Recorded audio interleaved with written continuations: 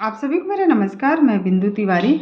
हम लोग चक्रों के बारे में बात कर रहे थे। चक्र क्या होते हैं, चक्र कितने प्रकार के होते हैं, ये आप हमारे प्लेलिस्ट में सुनिएगा। आज हम छठवें चक्र यानी आज्ञा चक्र के बारे में बात करेंगे। आज्ञा चक्र बहुत ही महत्वपूर्ण चक्र है। अगर मानव के अंदर ये चक्र जागृत हो जाए तो बात ही क्या है। अब देखिए, ये आपकी आइज है। आइज की दोनों साइड आईब्रो हैं यानी भौहें हैं, और उसके जो बीच का ये सेंटर है वही हमारा आज्ञा चक्र होता है। अब आज्ञा चक्र नाम से ही आपको लग रहा होगा कि आज्ञा देने वाला यानी सोचने समझने वाला, बुद्धि वाला चक्र ये होता है। अंतर्दृष्टि यानी आप आंतरिक बातों को भी समझ सकते हैं, ये एक ऐसा चक्र है। तो आपके जीवन को चमत्कार से कम नहीं बनाएगा। अगर इस चक्र को आप जगा लेंगे, जागृत करना थोड़ा सा कठिन होता है, थोड़ा सा मुश्किल है, लेकिन असंभव नहीं है।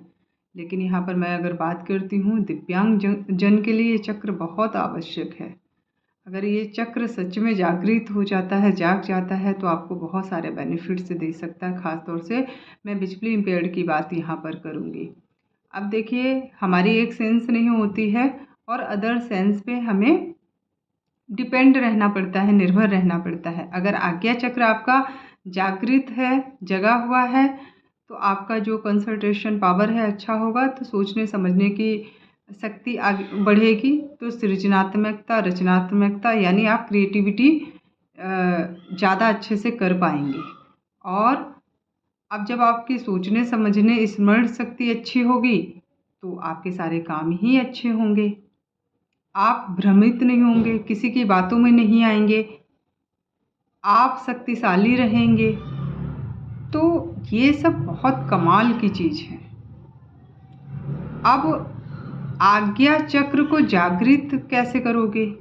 आप आलथी पालथी मारकर एक अच्छे समतल स्थान पर बैठ जाइए, और ये जो आपका अंगूठा है और जो आपकी यानी तर्जनी, इंडेक्स फिंगर और थंब, इस तरीके से आप मिलाएंगे और फिंगर को आप ऐसे सीधी कर लेंगे और इसको एक गोला तरीके से बना लेंगे, और दोनों हाथों को अपने आलती पालती मार कर बैठेंगे तो घुटने के ऊपर रखेंगे सीधा, और ओम का उच्चारण करेंगे। ओम ही इसका बीज मंत्र है और इसका जो रंग है वो नीला यानी इंडिगो है। तो आप इस और आप योगा भी कर सकते हैं, और नाड़ी योगा इसके लिए अच्छा है।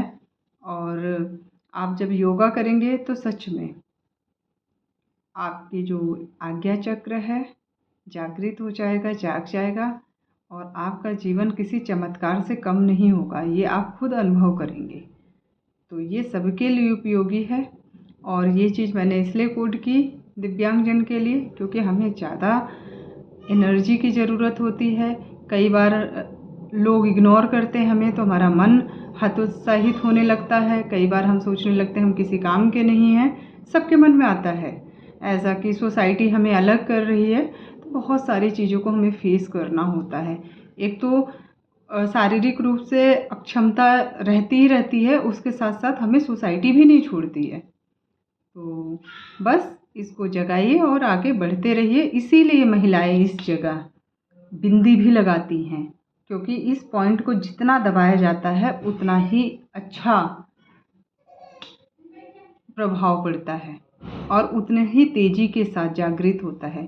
जब आप आंखें बंद करके बैठते हैं और ध्यान लगाइए, और आप इसी सेंटर पर ध्यान लगाइए, केंद्रित करिए, तो देखिए कमाल का मन, आप जो करना चाहते हो वो कर पाते हो।